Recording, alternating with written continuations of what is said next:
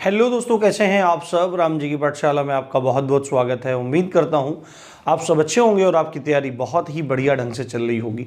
दोस्तों हम लोग ग्रामीण विकास के क्षेत्रों के बारे में, इसको स्कोप के बारे में बात कर रहे हैं, जिन क्षेत्रों में ग्रामीण विकास किया जाना चाहिए या जो क्षेत्र आज तक ग्रामीण विकास के मामले में या विकास के मामले में आज तक अछूते थे, तो उसमें हमने कृषि एवं सहायक क्रियाओं को पढ़ लिया है। दूसरा, हमने उसमें ग्रामीण उद्योगों को समझ लिया है। और आज तीसरा एक बहुत महत्वपूर्ण टॉपिक शुरू करने जा रहे हैं, वह है तीसरा स्तंभ या तीसरा क्षेत्र, जिसका नाम है सामाजिक सेवाएं, या जिसको आप इंग्लिश में कह सकते हैं सोशल सर्विसेज। इन सोशल सर्विसेज में बहुत सारे आपके आयाम आ जाते हैं, बहुत सारे उपक्षेत्र आ जाते हैं, परंतु हम कुल मिलाकर 6 ही प्रमुख क्षेत्रों की बात करेंगे जो सुधार के बाद ग्रामीण क्षेत्रों में विकास की एक लहर को बहाने के लिए कारगर सिद्ध हो सकते हैं। और यदि उनमें कार्य न किया गया तो बाकी किन्हीं भी क्षेत्रों में कितना भी कार्य किया जाता रहे, वो क्षेत्र विकसित नहीं हो पाएगा।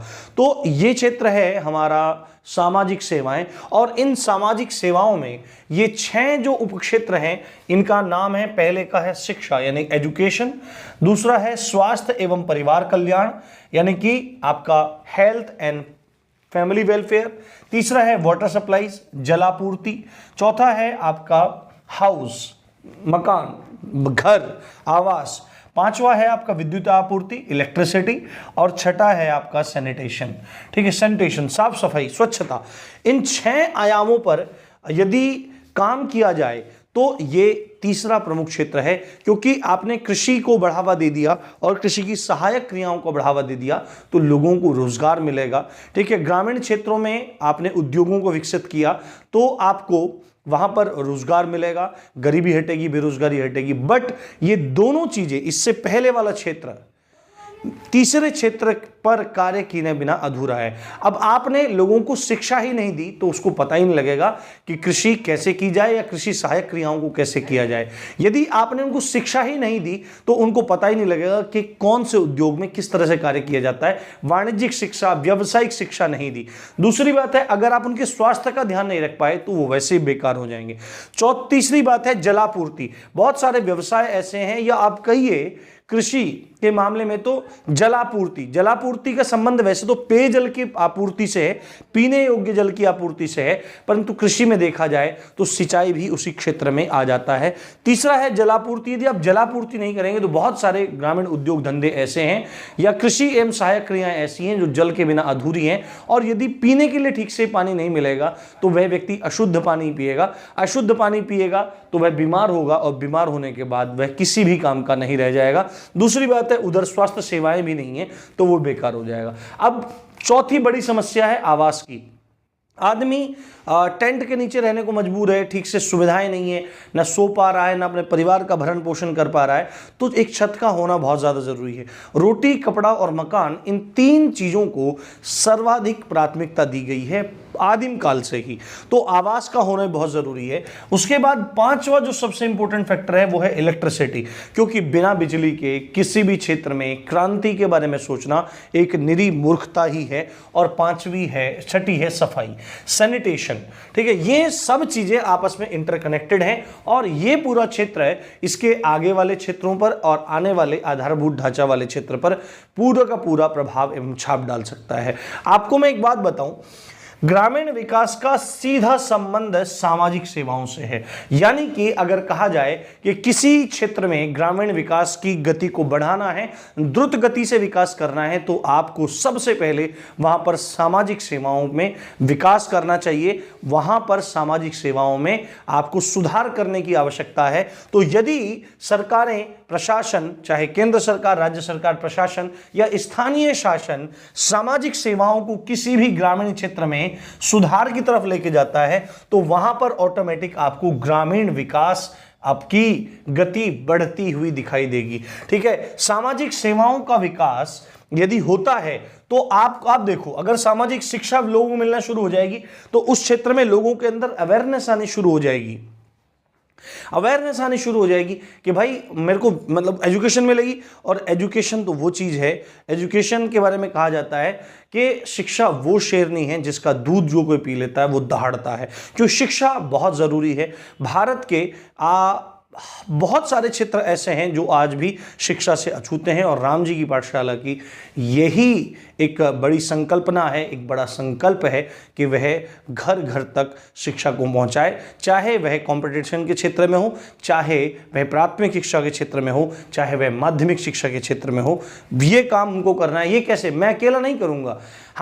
मैंने इससे पहले काम किया था यूपी पुलिस दरोगाओं के ऊपर, ठीक है। लक्ष्य था यूपी पुलिस दरोगाओं को एक उन्नत व्यक्तित्व वाला व्यक्ति बनाना। शायद हम वो चीज़ कर पाए, अभी आगे भी उस चीज़ को देखेंगे।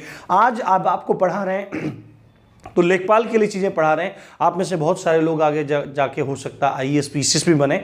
तो आपके अंदर उन गुणों का, उन मूल्यों का विकास करना जिनसे आप वास्तविकता में देश के उस वर्ग को प्रभावित कर पाएं जो आज तक वंचितता के बेड़ियों में जकड़ा हुआ है। तो ये इंपॉर्टेंट चीज आपके लिए है। इसी तरह आगे पुलिस में और उसी तरह आगे शिक्षा के क्षेत्र में जब राम जी की पाठशाला टेट सुपर टेट वालों को पढ़ाएगा तो इन मूल्यों को प्रदान करने में बिल्कुल भी संकोच नहीं करेगा। आप सबसे करबद्ध निवेदन है, राम जी की पाठशाला आपसे किसी भी तरह का आर्थिक सहयोग नहीं चाहता है। जिस तरह से भी चलता रहेगा, धीरे धीरे व्यवस्थाएं हो जाएंगी, परंतु आपका कर्तव्य है कि आप यहाँ पढ़ें भी, कामयाब भी हों और इसको मैक्सिमम जगह शेयर भी करें। ठीक है, अब आगे की बात करते हैं। तो यदि शिक्षा मिलेगी तो वह व्यक्ति ग्रामीण उद्योग धंधों में बढ़ चढ़कर हिस्सा लेगा, कृषि एवं सहायक क्रियाओं में हिस्सा लेगा, तो आप देखो उसकी बेरोजगारी समाप्त होगी। और जब व्यक्ति की बेरोजगारी समाप्त होगी यानी कि उसके पास आय का एक स्रोत बन जाएगा, वित्त का एक स्रोत बन जाएगा, धन का एक स्रोत बन जाएगा, तो उसकी गरीबी पर सीधा प्रभाव पड़ेगा। तो आप देख सकते हैं सामाजिक सेवाओं का सीधा प्रभाव ग्रामीण विकास पर पड़ता है। और मैं आपको बताया कि ग्रामीण विकास क्या चीज है। ग्रामीण विकास है ग्रामीण अर्थव्यवस्था का विकास, यानी कि गांव के लोगों के बीच में आर्थिक जो विपन्नता है, आर्थिक विषमता है, आर्थिक विसंगतियां हैं, वो लेवल हो जाए और लोगों की गरीबी मिटे। गरीबी मिटना ही सबसे बड़ी बात है, वही अर्थव्यवस्था को बूस्ट देगा। तो शिक्षा मिलेगी, ये सब काम होंगे, तो आपको सारी बात समझ में आ रही होगी। उसके बाद आप इसका एग्जाम्पल देख सकते हैं हरियाणा राज्य। हरियाणा राज्य एक छोटा राज्य है, परंतु वहां की सरकार ने सामाजिक सेवाओं में इतना इन्वेस्ट किया। आप जाएंगे तो आपको जगह जगह लाइट भी दिखाई देगी, सड़कें भी दिखाई देंगी, स्कूल्स कॉलेज दिखाई देंगे, स्वास्थ्य दिखाई देगा। और वही कार्य कर रही है दिल्ली की सरकार। दिल्ली की सरकार मुख्यतः दो चीजों पर विशेष ध्यान दे रही है, शिक्षा और स्वास्थ्य। शिक्षा में आपने क्या देखा कि उन्होंने फ्री स्कूल कर दिए, सरकारी स्कूलों को प्राइवेट स्कूल से भी अच्छा बना दिया। जो लोग अपने बच्चों को महंगे स्कूलों में भेजते थे वो आज कहां पे जा रहे हैं? सरकारी स्कूलों में पढ़ने जा रहे हैं। यही मॉडल होना चाहिए। जब पैसा इतना आ रहा है तो प्राइवेट स्कूलों की आवश्यकता क्या है? या तो आप जो स्कूल सरकारी चल रहे हैं उनको प्राइवेट कर दिए, छुट्टी बात खत्म, क्योंकि वहां पे जो मास्टर बैठा है वो पढ़ाने की बिल्कुल भी चाह में नहीं है। सरकारी स्कूल में पढ़ाना सब चाहते हैं पर पढ़ना अपने बच्चों को कोई नहीं पढ़ाना चाहता। ठीक है, अपने बच्चों को कोई नहीं भेजना चाहता, मतलब कि खुद नहीं पढ़ना चाहता, बट पढ़ाना सब चाहते हैं क्योंकि उसके दिमाग में मक्कारी है। या तो फिर आप प्राइवेट स्कूलों का धंधा समाप्त कर दीजिए, बहुत महंगी फीस पर लोगों को शिक्षा दे रहे हैं, जो एक गलत बात है। दूसरी बात है सरकार, दिल्ली सरकार की एक खास बात यह है, देखो एक जो विद्यार्थी होता है उसको किसी भी पार्टी विशेष का व्यक्ति बनकर नहीं सोचना चाहिए। एक चैतन्य व्यक्ति की तरह उसको सोचना चाहिए, एक जागरूक व्यक्ति की तरह उसको सोचना चाहिए, एक अवेयर इंसान की तरह उसको सोचना चाहिए, उसको देखना चाहिए। हो सकता है आप किसी पार्टी को, किसी नेता को पसंद करते हैं, ये आपका व्यक्तिगत मामला है, परंतु आपको एक सरसरी निगाह सबके काम पर डालनी चाहिए। जो गलत काम तो होते ही हैं, पर अच्छे कामों पर भी ध्यान रखना चाहिए। तो ये दो उपलब्धि हैं, मोहल्ला क्लिनिक एक नई इन्वेंशन और स्कूलों के टीचर्स को लंदन में ट्रेनिंग करने के लिए भेजना एक नई पहल है। ये आम आदमी पार्टी की एक खासियत है। हो सकता है आप किसी भी पार्टी से हो तो आपकी बात बुरी लगे। अगर आपको ये बातें बुरी लग रही हैं तो आप सरकारी नौकरी की नहीं, राजनीतिक चर्चाओं पे नुक्कड़ों को सजाने की तैयारी आप लोग कर रहे हैं, जो आपकी मंडली बैठेगी। तो इस चीज़ों को आप सोचिए, फिर हम लोग बोलते हैं हमारा सिलेक्शन नहीं होता है क्योंकि हमारी सोच उस हिसाब से डेवलप नहीं हो पाती है।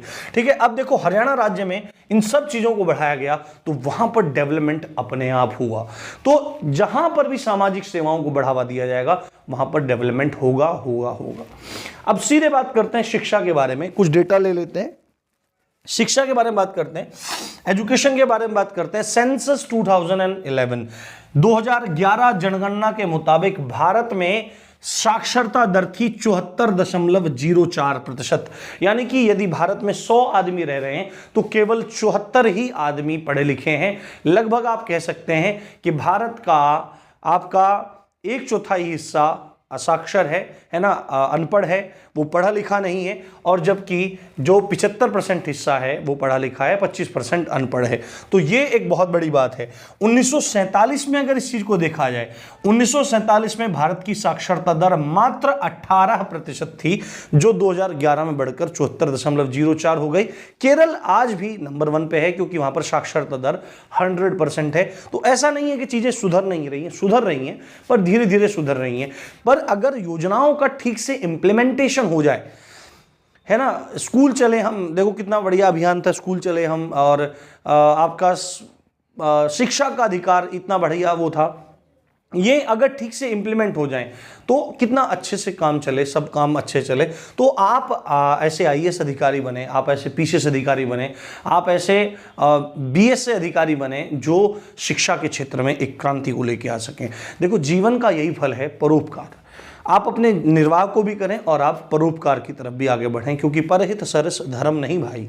ठीक है, अगली बात है, अब अगर बात की जाए विश्व की औसत साक्षरता दर की, तो विश्व की औसत साक्षरता दर है 86%। यानी कि अगर विश्व में 100 लोग रह रहे हैं तो 86 लोग पढ़े हुए हैं। और अगर इसका कंपैरिजन भारत से किया जाए कि भारत में 100 लोग रह रहे हैं तो भारत में 74 लोग पढ़े हुए हैं। तो ये देखो अंतर अभी कितना है। भारत विश्व की औसत साक्षरता दर से भी अभी पीछे है। अभी जनगणना 2021 में होनी थी, अब थोड़ा डिले चल रहा है, अब देखते हैं वह कब होगी। जैसे ही उसके डेटाज हमारे सामने आएंगे तो स्थिति और सामने निकल के आएगी। बट इतनी बात तो पक्की है कि जैसे ही जनगणना होगी शायद भारत पहले नंबर पे आ जाएगा जनसंख्या के मामले में। अब अगर ग्रामीण क्षेत्रों में साक्षरता दर की बात की जाए तो ग्रामीण क्षेत्रों में ये स्थिति और भी ज्यादा खराब है।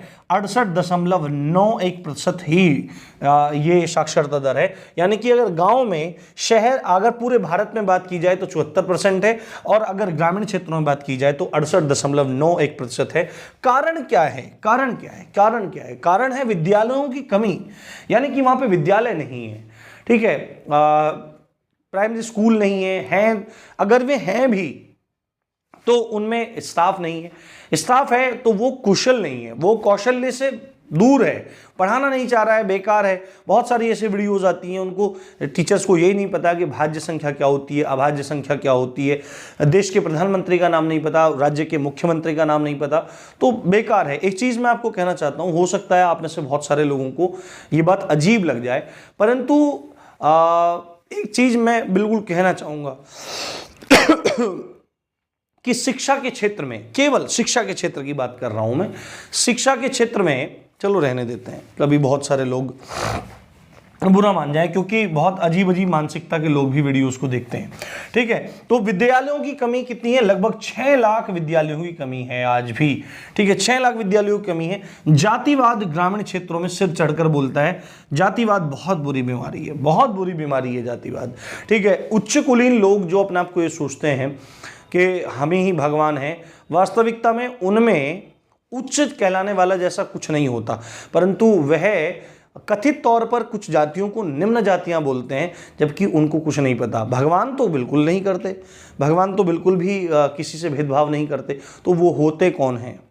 आज ये स्थिति आ चुकी है कि हमारे समाज के एक वर्ग को इतना ज़्यादा प्रताड़ित किया गया, अरे यहाँ नहीं आओ, मंदिर से बाहर निकलो, ये करो, वो करो, फलाना करो, ढिमका करो, ऐसे स्पर्श मत करो, ये मत करो, वो मत करो। बहुत दुखद है, बहुत दुखद है। बहुत सारे लोगों ने, ब्राह्मणों ने और लोगों ने, क्षत्रियों ने, वैश्यों ने, जो अपने आप को उच्च जाति वाले मानते हैं, छोटे जातियों वालों को दुत्कारा। उनके घर पानी नहीं पिया, ये अरे ये कोई बात है भाई, ये कोई लॉजिक नहीं है। अगर आपका खान पान बहुत शुद्ध है, देखो जो ये बात है ये शुद्धि की है, ये किसी से भी है। लोग कहते हैं क्या कि भाई हम ब्राह्मण हैं, हम इनके यहाँ घर नहीं खाएंगे, ये कोई लॉजिक नहीं है। अगर आपका खान पान बहुत शुद्ध है, आप ये बात सुनिए, आयुर्वेद में और शुद्ध विज्ञान में ये बात है, यदि आपका खान पान बहुत शुद्ध है, आप मांसाहार नहीं करते, आप प्याज लहसुन नहीं खाते, आप शराब नहीं पीते, आप बाहर का भोजन नहीं करते, आप शुद्धि से घर में बना हुआ भोजन भगवान को भोग लगाकर ही सेवन करते हैं, तो ऐसे व्यक्ति के लिए तो हर जगह शुद्धि का विचार करना, चाहे वो ब्राह्मण के घर जाए, क्षत्रिय घर जाए या किसी अन्य जाति के घर जाए, वैसे के लिए वह।